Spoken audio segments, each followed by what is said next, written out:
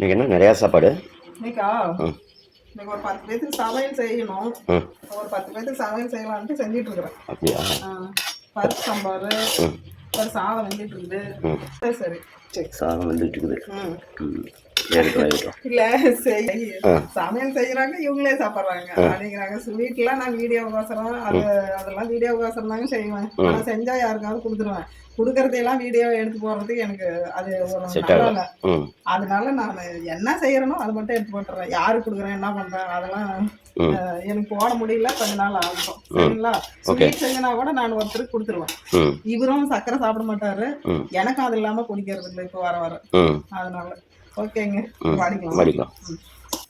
சாதம் வெந்துக்குச்சு. சாதம் வெந்துக்குச்சு. நம்ம வடிக்கிற சாதம் என்ன பண்ணணும்னா, இப்படி கொஞ்சம் நறுக்கு பதமா இருக்கும்போது வடிச்சாதான் சாதம் சரியா இருக்கும். இல்லைன்னா சாதம் ரொம்ப வெந்துக்கும். இப்போ பாருங்க சரியா போச்சு. எடுத்து வச்சு வடிச்சிடலாம்.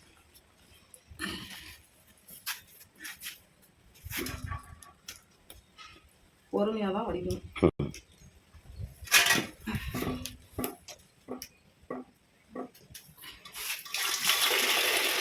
அதனால கைக்கு வரும். பொறுமையா தான் வடிக்கணும். பெரிய டேஸ் ஆகணும். இல்லைன்னா கை மேல கால் மேல ஊற்றிக்குவாங்க. பொறுமையா நிதானமா வடிக்கணும்.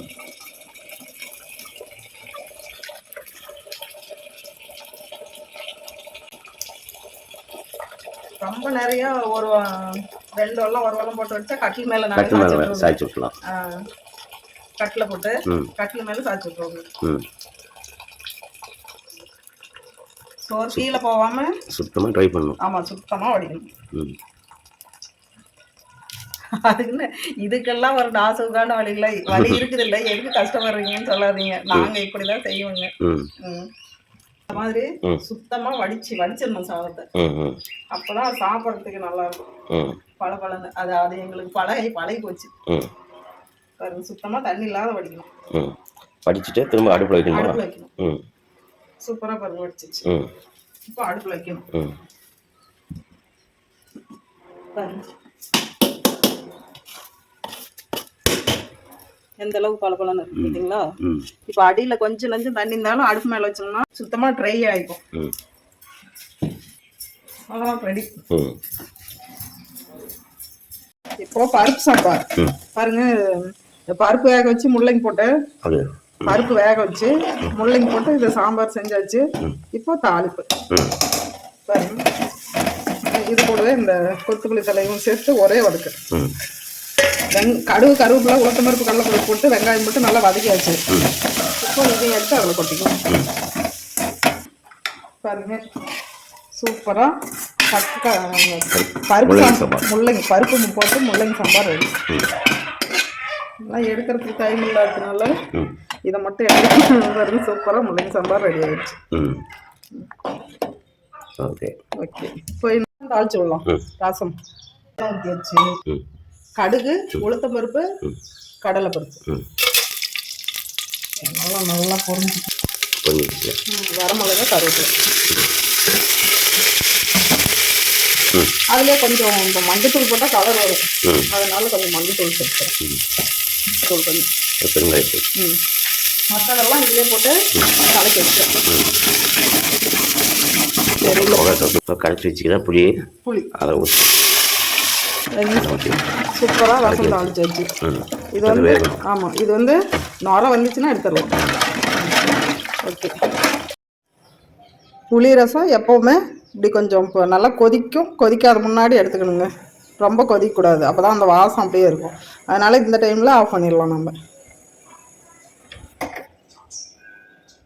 சூப்பராக ரசம் ரெடி ஆயிடுச்சு பாருங்க. சூப்பரான ரசம் ரெடி ஆயிடுச்சு. பீட்ரூட் பொரியலுக்கு பீட்ரூட்டை குக்கரில் வச்சு ஒரு விசில் சின்ன சின்னதாக கட் பண்ணி போட்டு வேக வச்சு எடுத்து பாருங்க. வெங்காயம், வரமிளகாய், கருவேப்பிலை இவங்களை போட்டு நல்லா வறுத்து பீட்ரூட்டையும் தேங்காய் திருவள்ளும் சேர்த்து ஒரு வதக்கு சும்மா லைட்டாக வதக்கி விட்டு இப்போ இதை போட்டு இவங்கள அது போடுவேன்.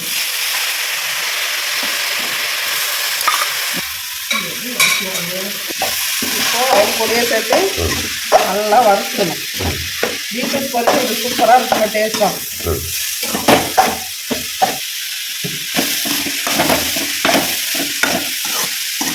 இந்த மாதிரி ட்ரை பண்ணால் சூப்பராக இருக்குக்கா பீட்ரூட் பொரியல். ரொம்ப ரொம்ப ஈஸியான முறையில் இந்த பீட்ரூட் பொரியல் பண்ணால் அவ்வளோ சூப்பராக டேஸ்ட்டாக இருக்கும். அவ்வளோதான், பீட்ரூட் தாங்க. பீட்ரூட் பொரியல் சூப்பராக ரெடி ஆகிடுச்சு பாருங்க. சூப்பரான பீட்ரூட் பொரியல். இப்போ பாருங்க சாப்பாடு ரெடி ஆகிடுச்சு. பாருங்க சாதம் முள்ளங்கி போட்ட சாம்பார். முள்ளங்கி போட்டு பருப்பு சாம்பார். ஓகே, சூப்பராக ரெடி ஆயிடுச்சு. அடுத்து பீட்ரூட் பொரியல். பீட்ரூட் பொரியல். அடுத்து ரசம். சூப்பரான ரசம், மிளகு ரசம். ஓகே, நம்ம சாப்பிட்டு பார்த்துட்டு தான் அப்புறம் தான் எல்லாத்துக்கும் கொடுக்கணும். நம்ம சாப்பிட்டு பார்த்துருவோம் எப்படி இருக்குது, நம்ம செஞ்ச சமையல் எப்படி இருக்குது சாப்பிட்டு பார்த்துருவோமா.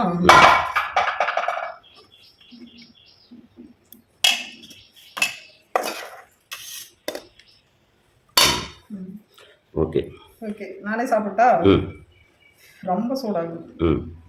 பொரியல் சாப்பிட்டுக்கலாம்.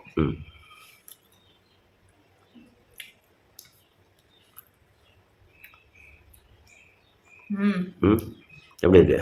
பருப்பு சாம்பார் பொரியல் சூப்பருங்க. சூப்பர். இப்போ ரசத்தின் டேஸ்ட் பார்த்துருவோம். இதுலயே ரசத்தின் டேஸ்ட் பார்த்துருவோம்.